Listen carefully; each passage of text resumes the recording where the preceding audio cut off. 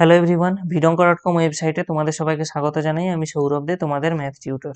এখানে প্রথম নিয়মের সাহায্যে sin 4x অপেক্ষকের x বিন্দুতে x এর সাপেক্ষে অন্তরকলজ নির্ণয় করতে বলা হচ্ছে। তো আমি এখানে sin 4x K f of x ধরে নিচ্ছি। তো আমরা জানি f of x অপেক্ষকের x বিন্দুতে যে অন্তরকলজ হয় f ড্যাশ x, সেটা সংজ্ঞার সাহায্যে বা প্রথম নিয়মের সাহায্যে আমরা কি পাবো, limit h tends to 0 f of x plus h minus f of x by h। তাহলে এখানে আমরা অ্যাকচুয়ালি কি পাবো, limit h tends to 0 f of x plus h, অর্থাৎ এখানে জাস্ট x এর জায়গায় x প্লাস h বসবে। তাহলে আমরা কি পাবো, sine 4 into x plus h minus f of x এর জায়গায় আমরা বসাবো কত, sign 4x whole by H. তাহলে এখান থেকে আমরা কি পাবো, এখানে limit h tends to 0 sine 4x plus 4h minus sine 4x by H.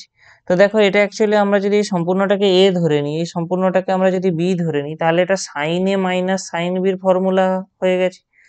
তাহলে সাইন এ মাইনাস সাইন বির ফর্মুলা আমরা এখানে অ্যাপ্লাই করব, অর্থাৎ আমরা এখান থেকে কত পাবো, 2 cos a plus b by 2। দেখো এ এই অংশটা এবং বি অংশটা তাহলে অ্যাড করলে আমরা অ্যাকচুয়ালি কত পাবো, 8x plus 4h by 2 into sine a minus b by 2। তাহলে 4x থেকে এখানে থাকা 4x কাটাকাটি হয়ে যাবে, অর্থাৎ আমরা শুধুমাত্র পেয়ে যাবো এখান থেকে কত, 4h by 2 whole by h।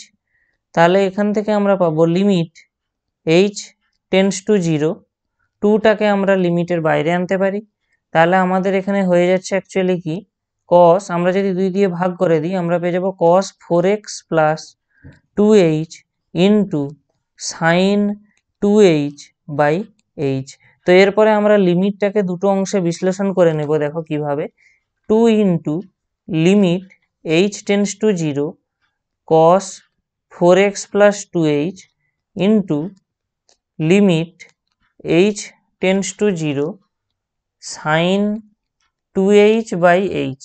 এবারে দেখো আমাদের এই যে অংশটায় যে লিমিটটা, এই লিমিটটার জন্য আমরা অ্যাকচুয়ালি একটা ফর্মুলা অ্যাপ্লাই করব, যেটা হলো কি, limit x tends to 0 sine x by x এর ভ্যালু হয় 1।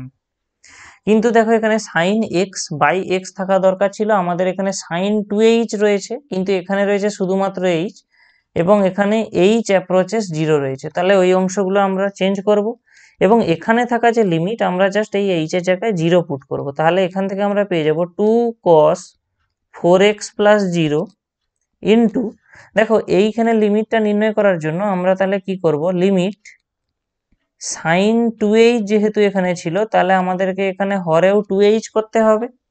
তাহলে আমরা যেহেতু হরে 2 দিয়ে গুণ করেছি, স্বাভাবিকভাবে লবেও এটাকে ব্যালেন্স করার জন্য একটা 2 দিয়ে গুণ করতে হবে।